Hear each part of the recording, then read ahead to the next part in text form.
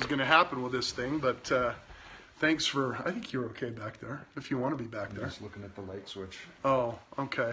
Hey, this is Beau from BEAU'D Not Broken, and we are up here in beautiful Kaysville, Utah in the United States, for all you periscopers out there.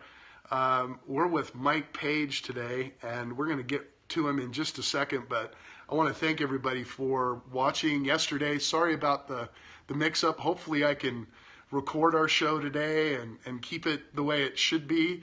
And I got the selfie stick, so hopefully, you know, it won't be too jittery like that. This is BEAU'D Not Broken, the Daily Bend, and it's Tuesday. I think it's Tuesday. I've been up for quite a long time, and we appreciate everybody that watches live, and also we load these up. Christian Jensen loads these up onto the website at beaudnotbroken.com, and we throw them on Facebook and all that kind of stuff. A few things before we get started, or at least a couple of things. Remember that this show is unique in the sense that we try and help people helping people. This show is not about me. This show is about the people that we have on and the people that we can help affect some kind of change. Mike, and we're going to get to Mike in a few minutes, but Mike and I have a real kinship in the sense of, and that's why I wanted to talk to him.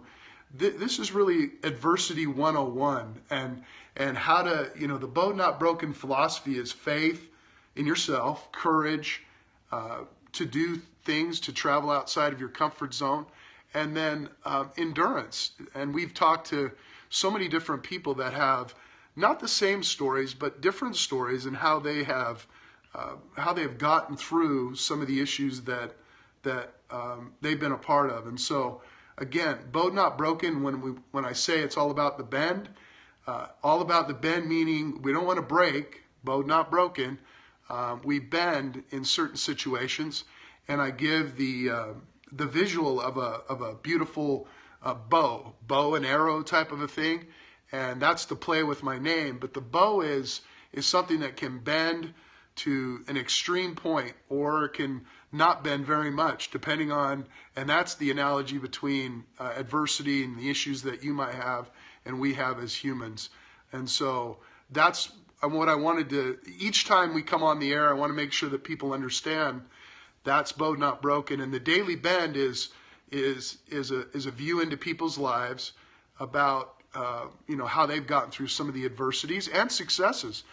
We've had some people that have had great successes and talk about that as well, but also talk about what they're doing in life. And I think you'll find that Mike's going to be a really, really fun guest. So thanks for joining us again, and welcome, Mike. Mike, thank you for allowing me to come into your beautiful home. This is really almost like a man cave right here, because there, if you could see, I might show it around a little bit, but I'll tell you, it is beautiful. Logs and big heavy stuff, and you know, just get a great feeling here with Mike. Mike, we've had an affiliation for a little while. You contacted me probably about a year or so ago, probably 2 years ago. A couple of years ago. Yeah, right. And we're going to talk about the Humans of Utah that you have, the page and the kind of that movement. But he contacted me at a time when he remembers news articles, and I think he remembers the adversities that I've gone through, and kind of the public shellacking that I've had, and a lot of other people have had. But that's where I got to know Mike. And when I thought about guests that would be great on this show, Mike was one of the ones, and so I finally kind of got him wrangled into doing it, and so I appreciate him coming. I usually ask, or at least allowing me to come up here, up to Davis County. We're in Davis County again, in Utah, the United States, because Periscope is one of those worldwide things. And so, Mike, I usually ask, you know, tell us about your life, but for just tell us who you are, what you'd like to say, what you'd like to tell us, and your family and things like that. But then also maybe give us one or two adverse times that, you know, you really had to draw on yourself to, and potentially, you know, not only faith in yourself, but maybe a higher power that might have helped you. So Sure. Now I'm putting you on the spot. No worries. Probably the most important thing about me is I'm a dad, and I'm a dad to 6 kids. And they're all great kids. Every one of them have such fun achievements, fun talents, great skills, and besides that, they're great citizens, which I think is one of the best things I can do as a dad, to teach my kids to be good citizens.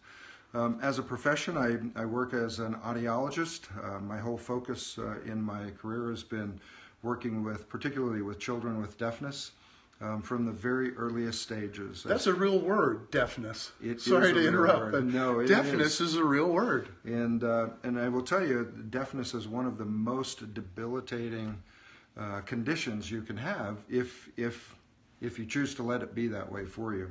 But a lot of our work initially has been in newborn intensive care units, identifying newborn, even premature babies with deafness. And many times, not all the time, but many times we can identify that deafness even prior to their due date. So many times babies are born 2 or 3 months early, and those are very early babies, but right away we can determine whether or not they have deafness, and we can initiate that treatment then. Wow. In fact, I remember years ago having a little infant that we knew had hearing loss, and we were able to provide that little one with hearing aids even prior to the time he was supposed to be born. And I remember many years later, 17 or 18 years later, getting his high school graduation announcement in the mail. Those are gratifying things. Wow. Those are just enormously gratifying things. So is that something that you wanted to do, or did you just fall right into that? I'd say it was a little of both. I knew when I was young that I wanted to be involved in people's lives professionally. I didn't want to sit behind a desk my whole life. I wanted to make sure that whatever I did could leave and maybe even selfishly so, leave a little bit of a footprint in making a difference. And so that's where the focus has been. The last 15 years have been particularly involved with cochlear implants, which is a device that is used for severe to profound deafness. But the idea behind implants, if they're done well and done right, and we have that opportunity, babies that are born deaf who are implanted within a reasonable period of time have the opportunity to grow up and not have that deafness impact them as much as it otherwise would. Is there an interesting world between the colloquial implants and the folks that may not want those? Is that something that is kind of a... There is a deaf culture, and some of those in the deaf culture are not in favor of cochlear implants. Oh, okay. And their thought is, well, I was born this way, I was intended to be this way, God made me this way, and therefore I'm going to stay this way. And yet our goal is to at least provide the opportunity for those kids to hear, and those parents have the obligation to make choices for their kids at the earliest possible stage.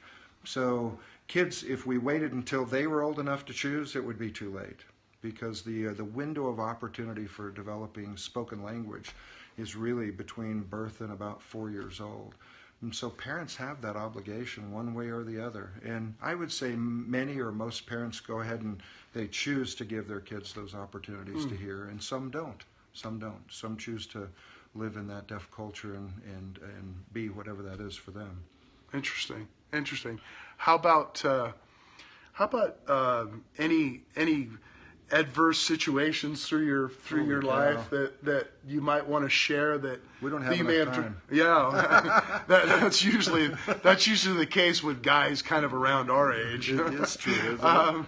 Are there anything that comes to mind that you don't have to release or release all kinds of personal data, but something that kind of epitomizes the bowed not broken philosophy of faith and courage and endurance? I'll share with you one of my earliest childhood fears. And as a little boy, I was raised in southern Nevada, where it was hot all the time. And as a little kid, you wore nothing but a loincloth 24/7. Oh, wow. And you were brown, and you just, we were in the water all the time because it was always so hot. But I was always scared to death of the water. And at a young age, I remember hearing about a little boy who had drowned in a local swimming pool, and that created even greater fear. And when we would swim, I was always fearful of of the openings, like the water openings or the openings where you hooked on the chain or the rope for the pool. Yeah. I knew something was going to suck me in there. And then you looked at the bottom of the pool, and there was a drain down there, and you knew you couldn't ever get close to that because you knew you'd get sucked away forevermore and stuff. Yes. But I remember the stages of dealing with this little fear, and probably not until I was in junior high or high school, I would dare myself to get deeper and deeper until one day I actually touched the drain and quickly bolted off the bottom and came back up and felt fairly heroic and successful that I had achieved that. But I continued to develop that and loved swimming for my entire life. Probably 6 or 7 years ago, I had a swimming buddy over here at the local pool, and we had caught up one morning as we were swimming laps. I asked him how the weekend was, and he said, well, I swam Alcatraz this weekend. And I said, I don't know what that is, but I got to do that. And so I found out all about that. And swimming Alcatraz Island is off the San Francisco Bay Area, and where the Alcatraz prison is, and it's been notorious for not being able to escape and sharks, cold water, all of that, all of that. And I had to do it. I had to do that. And it was kind of, for me, one of the ultimate fear-facing opportunities. Wow. And so I was traveling to the Bay Area quite a bit at the time, and so I really looked into it and got into some training program, and the morning came. And when the morning came, what they do is they boat you out to the island, and short of the island, then they push you off, and you swim the 1.5 miles back to shore. Well, 1.5 miles that's a fair number. I mean, that's a fair distance for swimming. It's You need that. But this particular day, there were a number of swim events in the bay, and I caught wind in the locker room that they were canceling all of the events because of high winds and high waves. And as we got together with our coach and the host of the event, she said, all the other events are closed now except for ours. And we're not going to close ours because we're a small Because you're going to be group. bait. And, no, I'm just kidding. And you're not going to be bait. There was even more fear because I realized the conditions out there were terrible, terrible. And she said, but we have kayaker pilots. You're in groups of 4. You're to stay together. Your kayaker pilot will make sure that you make it back. And if you need to, he's got a radio or whatever you need. But here we go. And so we boated out, and I tell you, even the boat was fighting these big waves, and I'm looking at this as a fairly ominous task. They pushed us off the boat, and the only thing I remember really was 5 to 7 foot swells the entire way back. And usually when I would swim laps, I'd get in this rhythmic motion of breathing and all of that, and there was no chance for any rhythm at all. It was just continually fighting to keep your breath. Right. And the kayaker pilot at the end said, I was amazed. He said, you would go into these swells and you just seem to always come out on the other side. Wow. And so it was one of the most incredible fear-facing experiences I had had. Not once did I think about sharks. Right. Not once did I think about cold, even though there are both. The only thing I thought about was, how am I going to get back? I've got to get back. I have to face this, and I've got everything it takes to do this. I've prepared for this. I have worked up for this. I have trained for this, and I will do this. And so the day that happened, probably we were into it for close to an hour, and then swam into the aquatic, they call it the aquatic bay, I think, and walked up on the shore. And it was for me, it was just a great personal accomplishment. Sure.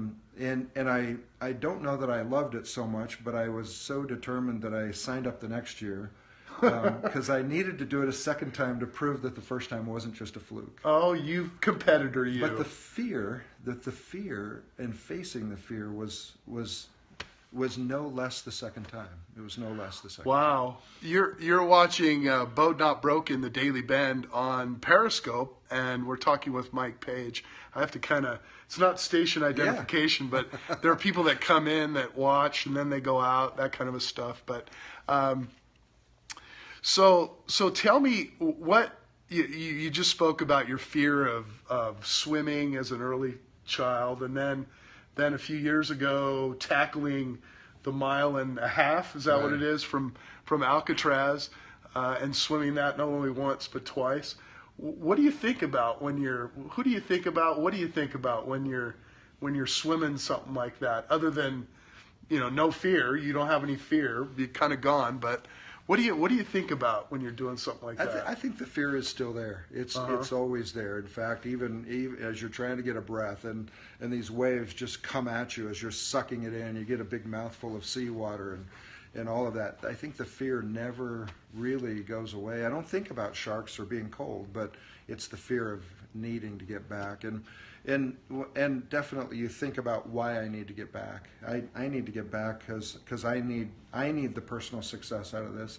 My family needs me home. My wife needs me. My kids need me.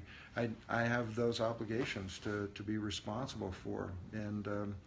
So the faith in yourself that you could get back, and that courage to do it. And do you pray in those moments? Oh yes, you do. Oh yes, you do. Really, in between gargling salt water, right? Wow, and the endurance to 1.5 miles in cold. How cold is that water? It varies, but it's around the 60s. Yeah, that's cold. That is cold water. I mean, comfortable water to swim in is in the 80s. Right. For this warm weather Southern California beach boy, that's cold water. Definitely so.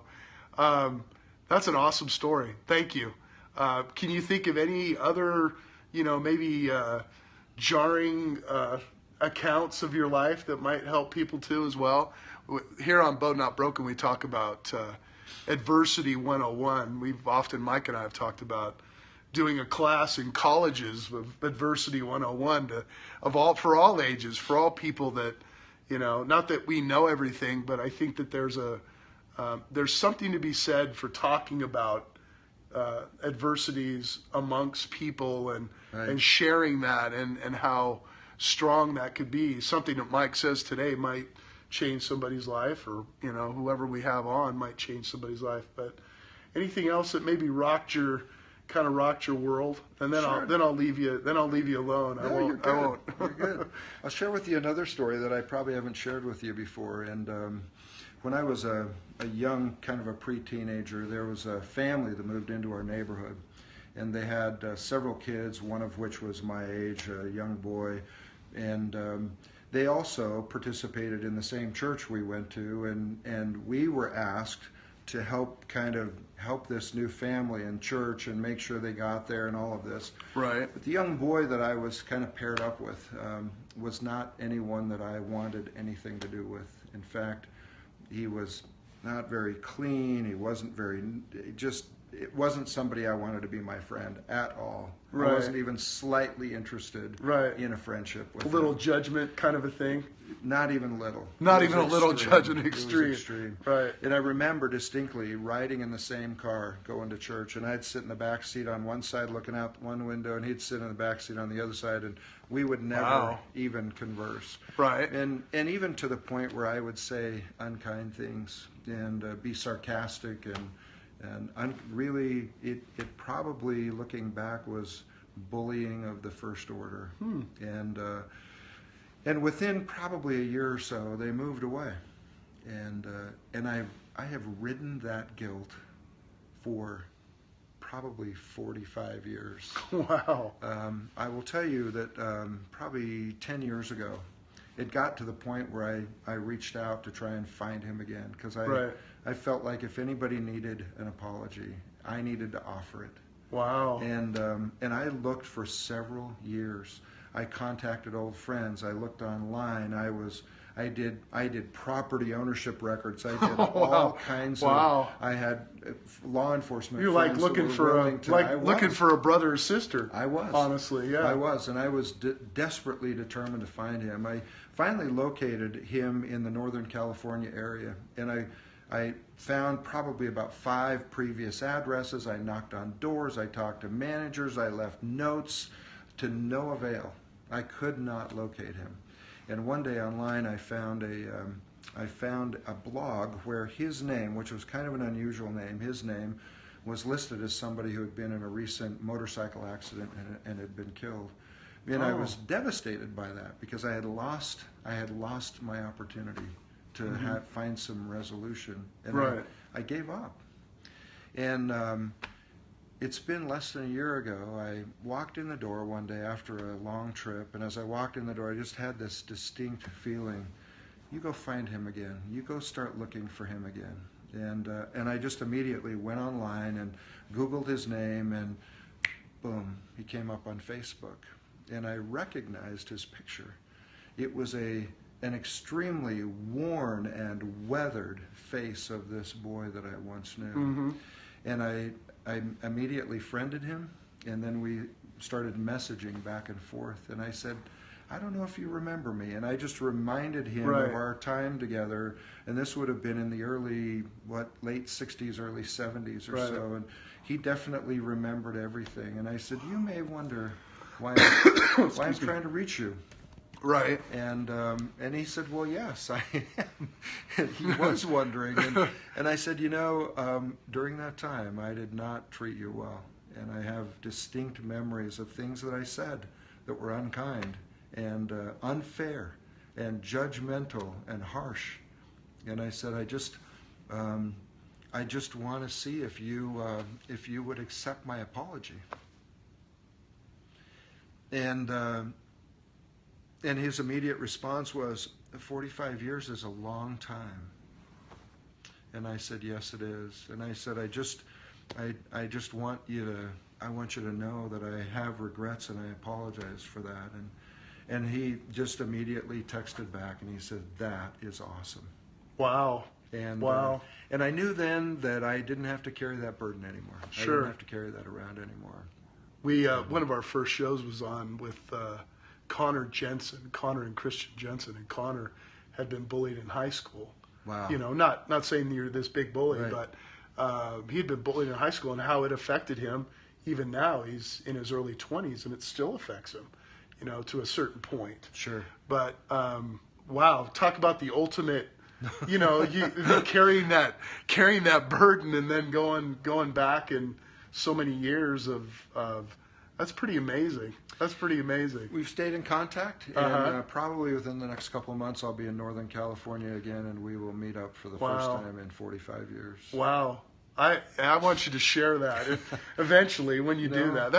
That's pretty amazing. That's why we're here. We're sharing stories about real people and about real situations that occur, and there is a lot of guilt that goes around for some of the things we've done in the past, but there are opportunities. It kind of shows you it takes a lot of courage for you to do something like that, to contact him, and obviously a lot of courage for him to accept but after 45 years, that's pretty amazing. It was a mutual, I think, an incredible experience. That is pretty amazing.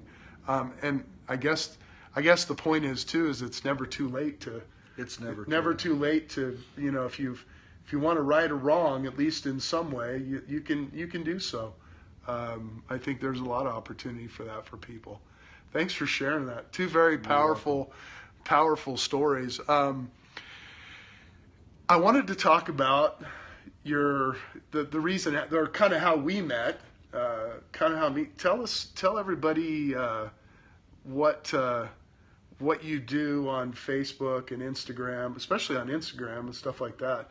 I think you tell stories and pictures. We, my son and I started the Humans of Utah, which is a take on the Humans of New York, for those who are aware of that, which is a very, very famous Instagram. Oh, is it really? Okay. And it's been just wildly successful. And we looked at really what the purpose of that was, to feature normal people and just hear their stories and see the emotion in their faces, whatever that was. And we thought, holy cow, we can do this. And so we started the Humans of Utah. On Instagram, it's the Humans of UT. On Facebook. So it's spelled out, the Humans of UT. Correct. Good. And anybody could go to that. I'm sure membership. Yeah. Right. It's TheHumans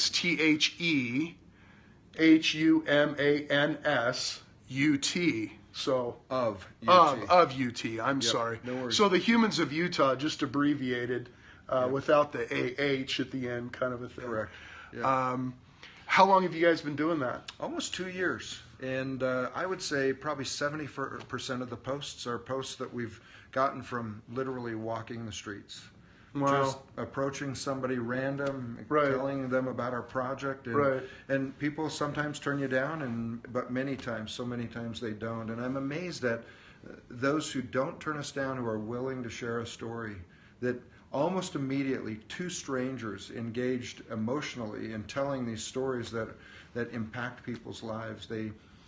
And I've had every imaginable walk of life. I mean, from folks that are homeless on the street to the governor to legislators to physicians, and I've just kind of some kids with permission of their parents and things. But we have tried to feature every imaginable part of Utah, and I'm constantly moved by what I find. I know I am. Common of folks. Again, we're talking to Mike Page about his Instagram and on Facebook. It's the Humans of Utah as well, right? Mm-hmm. The Humans of UT. It's on Facebook. It's the Humans of Utah spelled out. Yep. And it's really kind of they're pictures, and there's also words. You get the words from people in their own words. I will record their conversation, and then we'll transcribe it later. And we keep it relatively short. There are a lot of great stories on there, but I interviewed an 80-year-old woman who had been kidnapped by the gypsies when she was about 3 years old up in Cache County around the Logan area. That doesn't happen in Utah. Yeah. And she tells the story of being kidnapped, and she had a great time. She had a good time. She never even knew that she partied. What was happening. Pretty soon the posse, the local sheriff and her dad on horses came to rescue her. But these are amazing stories that you couldn't make up. You just couldn't make up. So you tell stories too. Yeah. You tell regular people's stories. Are so powerful. Well, and especially in a picture. There's something about a picture that really. Any other ones come to mind? Any of the other ones that one that pops out at you? Goodness, there's probably you've done literally almost thousands by now. Well, we've done hundreds. Hundreds. One that I remember was a young man I just caught at the bus stop one day. And this was one of those stories where I was just surprised that we immediately connected, and he was immediately given to share the story about a friend who had passed away. And he was very emotional to share the story and what it meant to him. And still, even to catch him now years later to tell that story was it still weighed on him enormously. Wow. And yet when you see these people walking down the street, you have no idea. Exactly. No idea what's in there. There's always a wealth. Sorry about that. Oops. We're going goofy. There's always a wealth of information in everybody's heart and mind. Well, and that's kind of what our show is about. Our show is really this. It's very similar, kind of in the video realm as that, but you're showing great successes and triumphs, and then also the adversity of life, people that are going through everyday life, and that's kind of what we're trying to do here. So they can go to Facebook, they can go to Instagram, and you just kind of person on the street and. Kind of a labor of love type of thing. It is, and I have felt very strongly many times that people are talking to me. Right. They're sharing their stories because there's something I need to hear about that. Right. I remember connecting with another young man whose father had just passed away, and he said, even emotionally, he said, "I'm going to lean into this experience because I've never experienced this before. I have no idea what's ahead because his father had just passed away." Wow. And he said, I'm not going to be afraid of it. I'm going to lean into it and learn everything I can from this. And wow, would that we could all lean into every adversity we experience. Sure. Because we so often resist and are fearful of those adversities. Right. It's a lot of times it knocks our esteem, our self-esteem, our faith in ourselves. That's what's too bad. Excuse me, coughing and all that kind of stuff. I wanted to go into you do something that's pretty amazing as well, if you don't mind talking about it. You mentor young people, right? You help. Several years ago, I was watching the news late one night, and I don't remember the news channel, but they were talking about a local program called the Utah Youth Mentor Project, and these are kids who age out of foster care, who have no place to go, no parents, no family, they're just essentially at age 18, they're given the door and a little bit of cash and good luck. Right. And statistically, these kids are at such a huge disadvantage. The vast majority of them in the next 2 years will either be pregnant, on drugs, in jail, or dead. And those are staggering statistics. And what they found is kids that link up with this mentor project, it basically flips those statistics over. Mm-hmm. And so really the minority of these kids now that are involved are going to end up in those adverse circumstances. So I just kind of rose up and spoke to my wife, we have to do this. I have to do this. Mm-hmm. And so over a period of time, I went through the training, was matched up with a young man who is in that state still, and still struggles. He's almost turning 20 now, but I will tell you, I think having a mentor makes a big difference for him.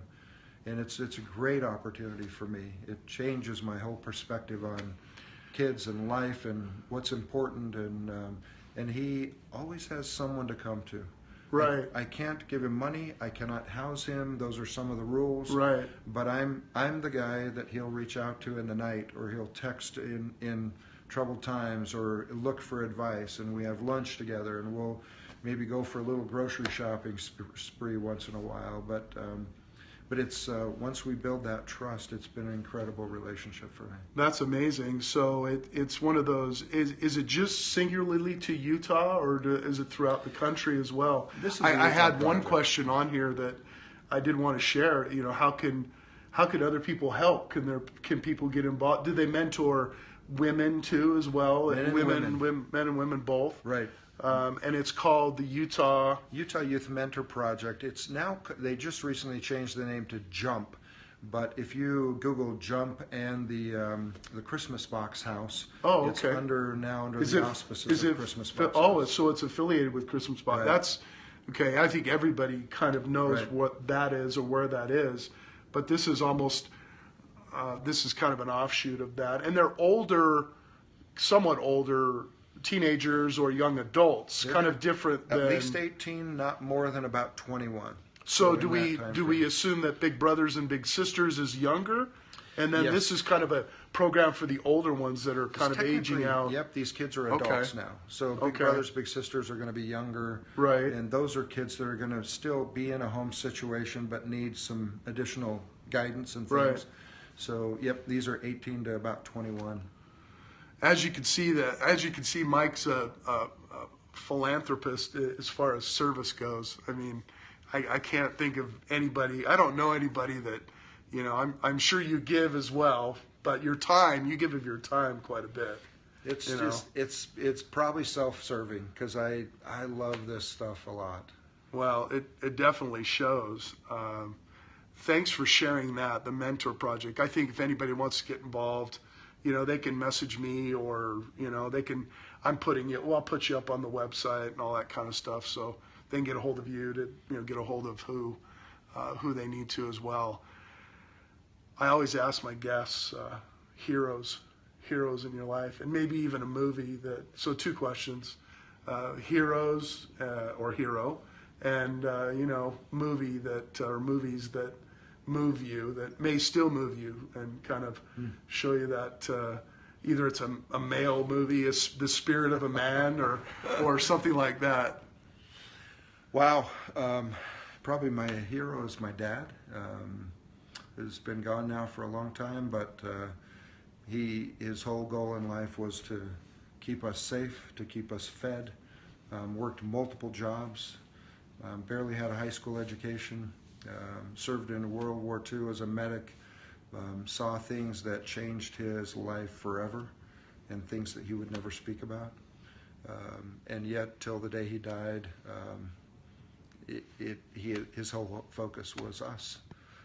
I remember hearing from him probably when I was about 35 years old. Right. He just kind of grabbed me once and grabbed me by the shoulders and said, "I'm proud of you, and I love you, and that was one of the great experiences of my life with him." And so I love that.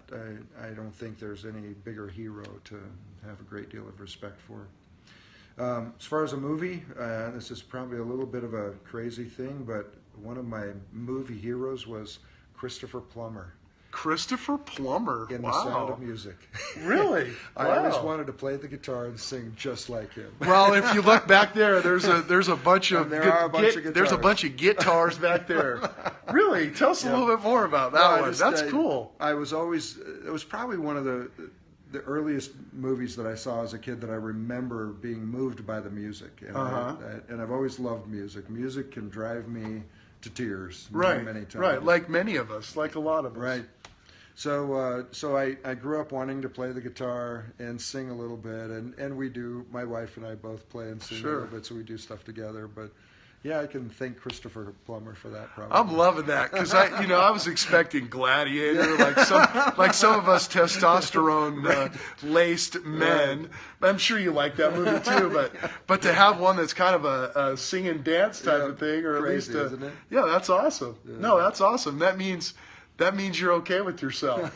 And I hope that people, if a musical moves you, then heck yeah, that's awesome. We're here. We're just kind of wrapping up here. BEAU'D Not Broken, the Daily Bend, and this is where we highlight people, helping people, and going through experiences that might help people, current experiences or past experiences that might help other types of folks.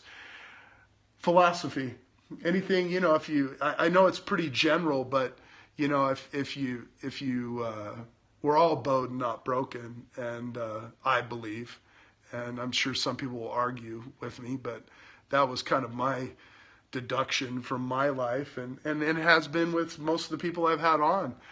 My point being is, if you had somebody that was going through some real trials, and I know specific trials, there's some specific things you need to do, but generally speaking, you have somebody that you have an opportunity to maybe pass on some great sage, wiseness or whatever.